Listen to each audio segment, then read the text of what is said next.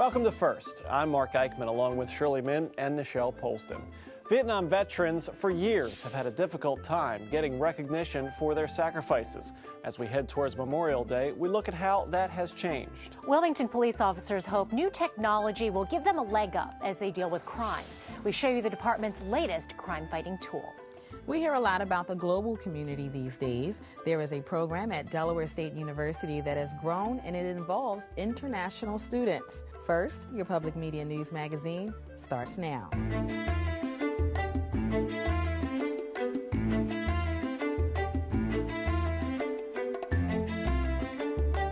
With Memorial Day right around the corner, it's the right time to honor those who have fought to protect our country. 40 years ago, at the end of the Vietnam War, that wasn't always the case. In our first look this week, we find that recent wars in Iraq and Afghanistan have gone a long way to reshape how we honor those who fought in Vietnam.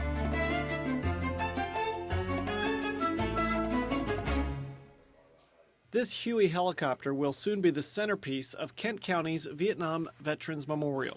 It's been a 2-year process to secure the helicopter from the U.S. State Department, retrieve it from storage in Florida, and restore it to its original look. In Vietnam, this was our workhorse. Our limousine took us to and from combat. And I guess the main thing is it saved my life. Joe Start was hit during a friendly fire incident while on patrol near a rubber plantation in 1970. We had a firefight, and the firefight stopped. They come up, checked the kill zone, and found out that they wounded 5 of us, and we killed 2 of them. It wasn't until after the fight was over that Start realized he'd been hit in the hand and side. Collapsed my lung and blew a big hole in my back, and we called a dust-off in, and this is what saved my life. The last time I flew in this, I was horizontal, and I'd just like to set vertical up in this thing one time, so I'm going to set up in it. Go for it. That's how I'd like to fly in it. I've always referred to them as a flying angel. Those pilots were very courageous and very dedicated to the job.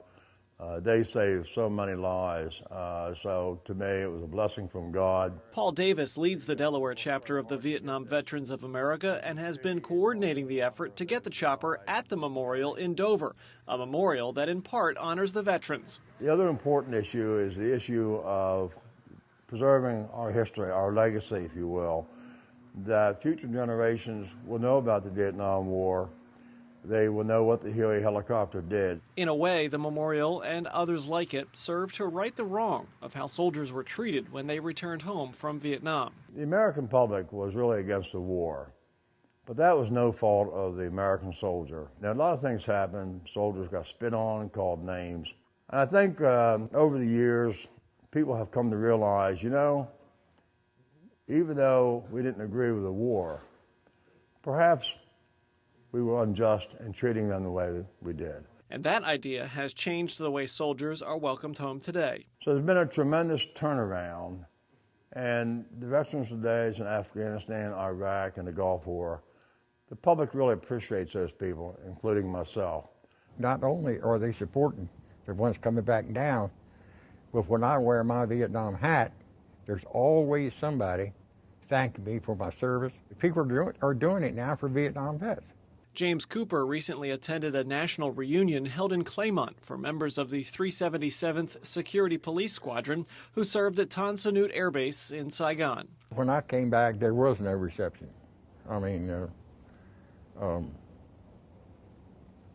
was talk about there was going to be a parade and all this, but it never happened. Things like that did not happen back then. It just really didn't bother us that much.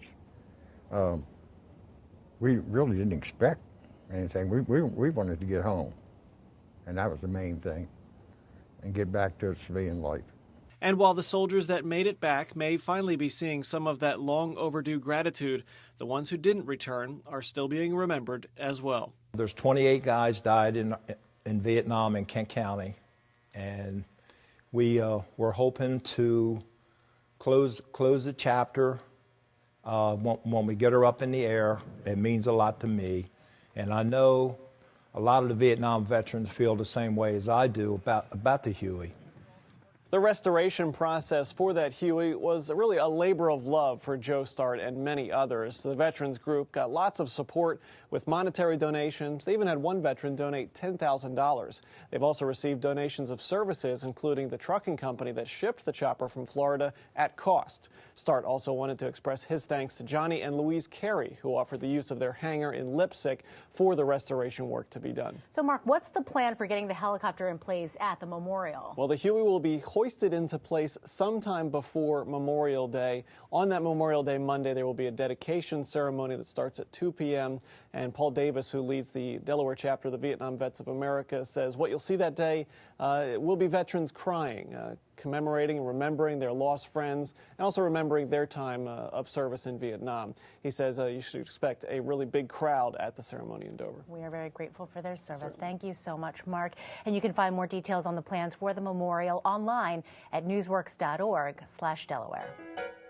Coming up on First, the tradition of Delaware State University is going global. This historically black college is venturing into areas where other HBCUs haven't made a priority. And Shakespeare Gone Rogue is another way to experience the Bard and leave you with a smile. There's no replacement for good old-fashioned police work, but new technology certainly helps. The Wilmington Police Department recently launched Nixle, a new emergency alert system designed for law enforcement. The department says Nixle helps its officers do their jobs even better.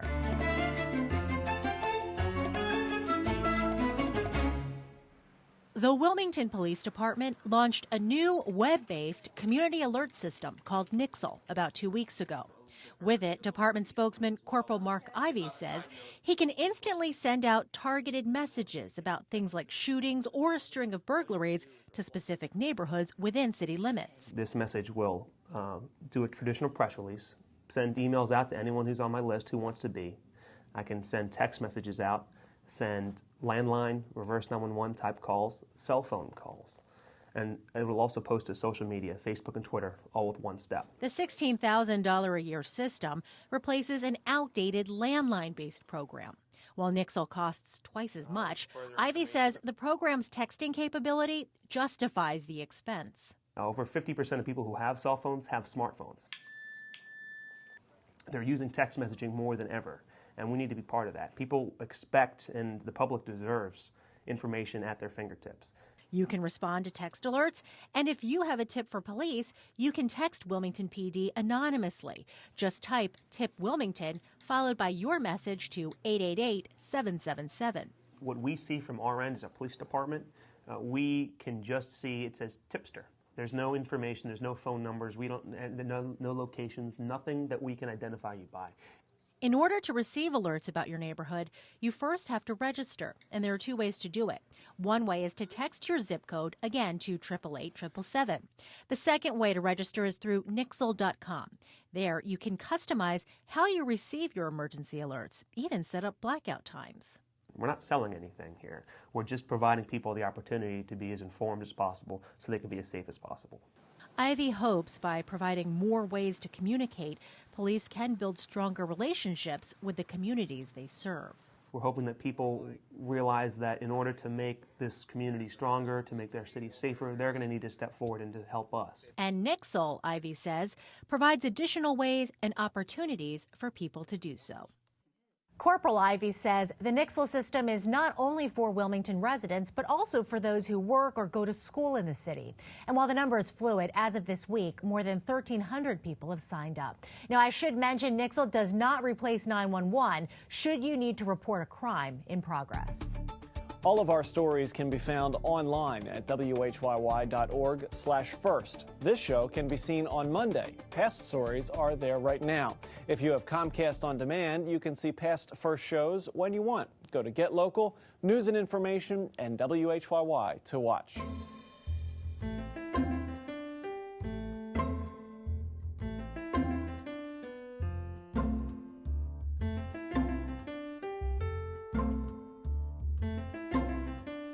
Over the past few years, Delaware State University has made it a priority to recruit international students in order to create a more diverse campus, as well as give its African American students a taste of the world in a meaningful way. In fact, we learned the move to do so actually brings more opportunity to the state's only historically black college and university.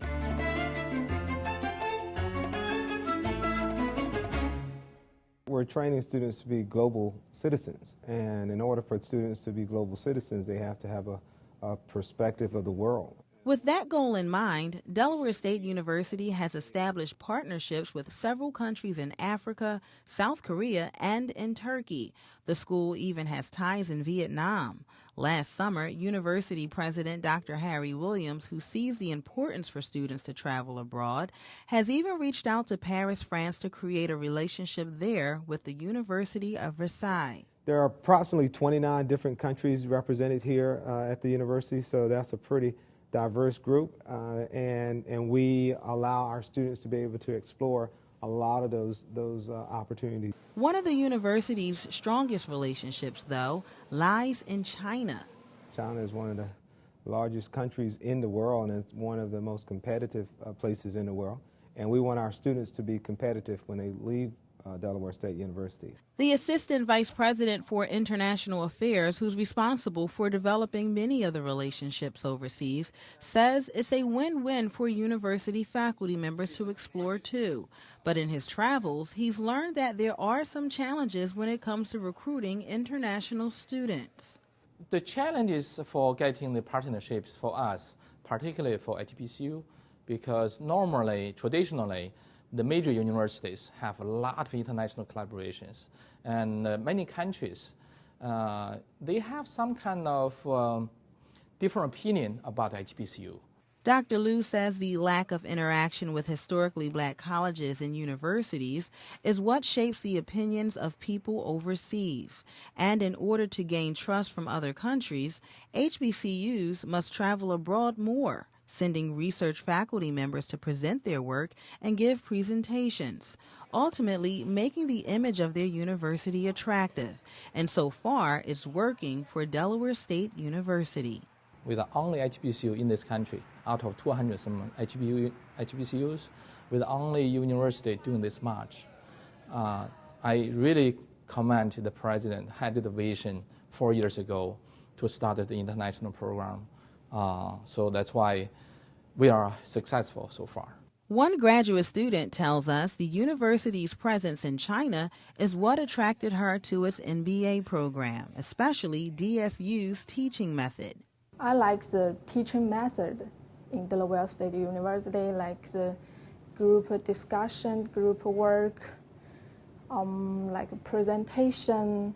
It also helps that the Dover area reminds some Chinese students of home due to its close proximity to the beach, and that many of the African American students are just as engaged in developing friendships with international students. They are good friends to me, and we work together and help each other. To date, the number of Chinese students on campus continues to grow. 4 years ago, there were roughly 20 students studying at Delaware State University. Now, over 200 Asian students are enrolled at DSU. I tell the freshman students when they come into this university that what we're going to do, we're going to stretch your mind.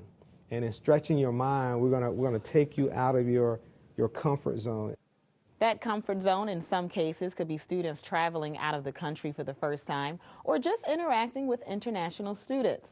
Also, Delaware State just received grant money to build in Ghana. The goal is to increase the number of Chinese students in the next 3 years. There are currently about 400 DSU students and faculty studying and working in China.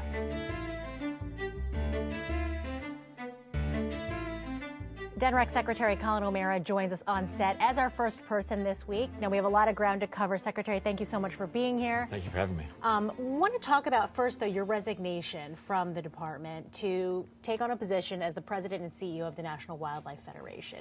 Were you looking for another job? No, I actually feel like I have the best job in Delaware. The number of things that DENREC is involved in, for better or for worse, I've loved every minute of it. And About a month and a half ago, I got a call from a headhunter asking if I had any interest in being considered as a candidate for the National Wildlife Federation. And as someone in the kind of the conservation movement, it's just one of those positions that's just too good to turn down. And so I was not looking at all. I actually wanted to stay, for a couple more years at least, but the time came along.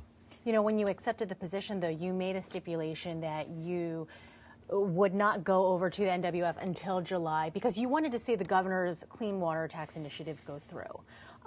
Where are we in that process? Are we going to see legislation? Because what we're hearing is that the bill is in draft form. Yeah, so I think over the last few years we've made good progress on a bunch of different fronts. But one area we just haven't invested enough in is water. And there's broad acceptance by the legislators that we need to invest more. I think a lot of folks have questions about whether the mechanism we proposed made sense, but we're not seeing nobody's really questioning the science, nobody's really questioning the projects. And so there is a bill that's kind of being floated about right now. We're going to be meeting with leadership next week, and we're hoping to make a real push to get as much done as we possibly can over the next 2 months. And it's cleaning the water, but it's also kind of planning with stormwater drainage and runoff and those issues. Yeah, and so you have upgrades to wastewater plants and drinking water plants, which are important. But now a third of the package is actually related to stormwater. And when you see pictures, in the media or other places of kids getting lifted out of school buses, into rafts because the floodwaters have come so bad because we don't have enough stormwater infrastructure outside of Claymont, for example. The time is now to act, and so we're trying to convince some of the legislators that the politics of investing is actually better than the politics of folks concerned about any kind of new tax, and kind of making that case. But flood abatement's a huge part of the package, and if there's ever I don't think there's ever been a better example than we've had the last couple of weeks, combined with the storms we saw the last couple of years. Now, have you found that the rain events have helped your cause? Absolutely. I think it reiterates, because then I get the question saying, well, how would this have helped that? And so I can say, well, there's massive stormwater needs along Governor Prince Boulevard, and so if those investments had been in place, the water wouldn't have come up as high because you would have had additional storage and additional kind of flood abatement. And so it's a very tangible way. So whether it's flooding in Bay Health in Dover or flooding in the inland bays or along the Nanticoke, every community's experienced challenges, and this would help alleviate those. I guess the hard part about it is that $45 annual service fee. So what are you saying to lawmakers to sell that part of it? Yeah, so for a household that had their basement flooded out during the last storm, they're spending a lot more than $45 to replace stuff that was damaged, to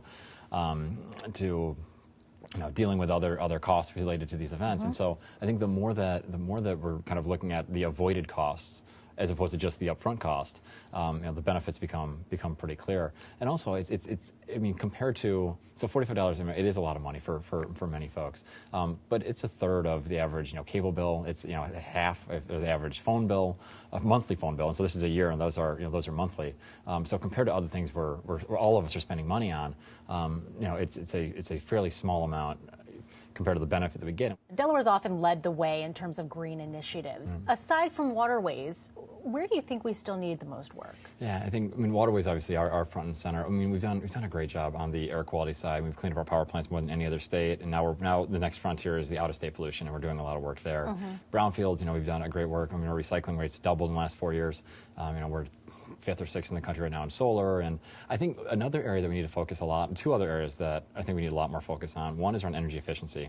There's some legislation that we wanted to get passed. It's House Bill 179 that would really expand a lot of the programs. And it would also lower energy prices for everybody, put a lot of people to work. So we haven't made as much progress there as we could. And then the other is related to kind of the tourism economy and the recreational assets. We don't invest in our not just our waterways, but our beaches, our parks, our wildlife areas, the way that many other states do. Yet it's the third biggest part of our economy. After kind of banking and agriculture, the next largest segment is tourism. And we don't treat those assets with that kind of investment. So, unfortunately, most of the next frontier of issues are related to money, and trying to figure out ways to kind of build up that infrastructure to make sure we're seizing both the environmental and the economic benefits. You've had 5 years as DENREC secretary, and of everything that's been accomplished, what are you personally most proud of? Yeah, I think I'm very proud of the reduction, the cleaning up the power plants, because I do think that creates a tangible benefit for the health of every Delawarean. And we're talking the coal-fired power plants. So we went from having about 10 coal units when the governor started. We're down to 1 right now. Everything else has been replaced by either cleaner natural gas or renewables. And that's the reason why our emissions have gone down more than any other state in the country. I'm really proud of the recycling effort. I mean, after kind of coming in at the tail end of a fight for 20 years, to have a program that's actually been able to double the recycling rate, but also save people money. And it's actually cheaper now than it was under the old system when folks were just doing trash collection. I think shows that the economics work, and we're seeing better and better progress there. Do you know or have any idea about who will replace you as DNREC Secretary? Yeah, I mean, I lead an incredible team. It's extremely talented folks. My deputy, David Small, is one of the kindest, most generous people I've ever met. Extremely keen intellect, and knows how to make good things happen. The governor will make his announcement, but I'm confident because of the team we have in place that the agency will be well led into the future. One quick question. I know that your new position will take you to Virginia, Reston, Virginia, but you are planning to stay in Delaware, is that correct? Yeah, I've loved it here. I love having my daughter Riley, our little Delawarean. Lindsay and I have really enjoyed it. I mean, I like being an hour and a half from the beach and 15 minutes from the airport, and so we're going to be here for a while. Okay, well, thank you so much. You've been a familiar face here on our show for a very long time, so we wish you a whole lot of luck. DNREC Secretary Colin O'Mara, thank you again for your time. Okay, you can also watch this entire interview online at newsworks.org/Delaware. Shakespeare turned 450 years old this month. This year marks the 20th anniversary of the City Theater Company. They're paying tribute to the Bard with a new take on Shakespeare's classic Comedy of Errors. Mix in some rap and hip-hop, add a live DJ, and you get the Comedy of Errors, a Shakespearean rap musical. It's our first experience this week.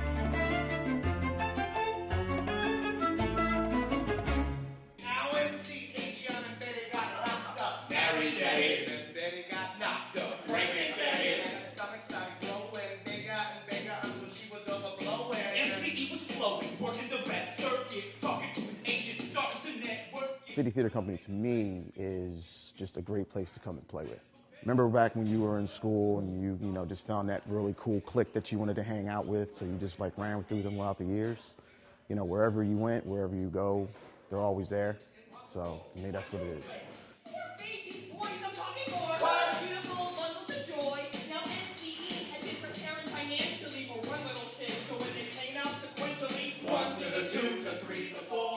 It's cool because it's 4 people that are playing every single role in classically Shakespeare's Comedy of Errors, but set in New York City, hip hop background. It's really a lot of fun because every actor has to create. Everybody's playing 6 people, so everybody has to create their own character for each one because every character has to be completely different from the one before it. It really gives us a lot of opportunity to explore.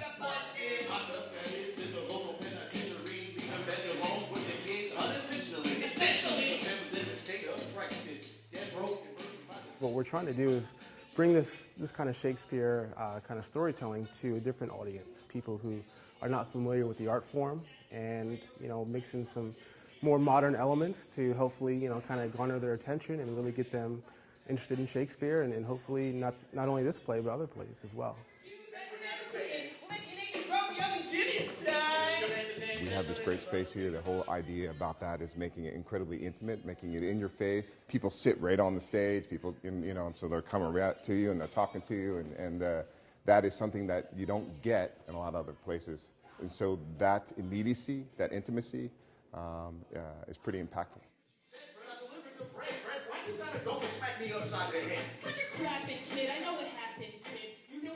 You have your stage and then you have your audience. And they have what these actors always call the fourth wall. Here, there really is no such thing. The audience is part of the show. When they come through those doors, they're in our space, they're in our world, and we want them to have a good time.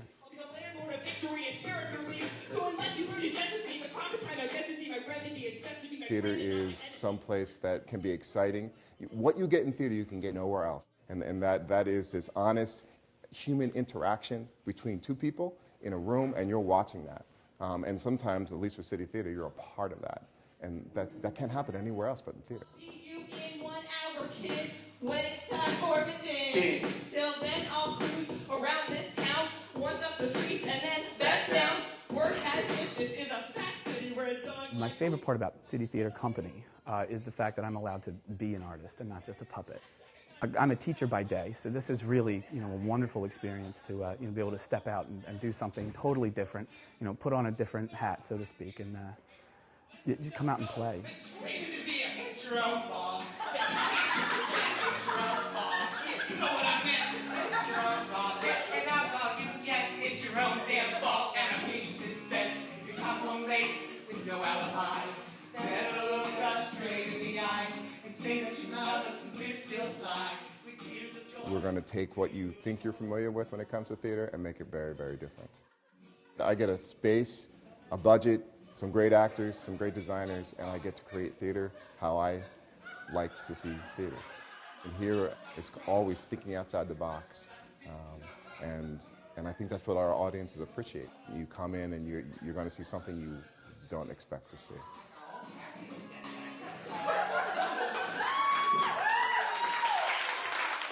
The Bombity of Eras marks the end of City Theater Company's 20th season. You can see the show in the Black Box Theater of the Opera Delaware Studios. Visit their website, city-theater.org, for more information on the performance and for tickets. Next week on First, the battle over Big Pharma will look at Pfizer's potential hostile takeover of AstraZeneca. And can the Cure Violence program help the city of Wilmington? We'll have an update. And that is First for this week. We thank you for watching. For Nichelle Polston and Shirley Min, I'm Mark Eichman. Have a great week. Try to get by, give his family what they need. He's okay. Set up only to the head he trusted, but it wasn't too long before MCE got busted. Locked up, that is, in the local penitentiary. Leave them at home with their kids unintentionally. Essentially, the family's in a state of crisis. Dead broke and burdened by the system's many vices. The choices try to survive and break the sanity. Or offer up the children to a foster family. They opted to the latter, and with sadness and bravery, very drop a kiss to the adoption agency.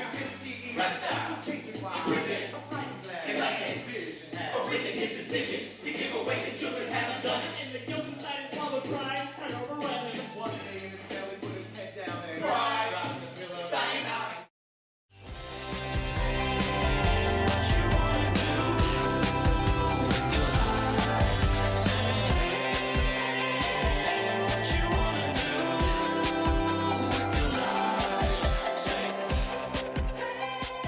Wilmington residents can now sign up for free emergency text and email alerts directly from the Wilmington Police Department.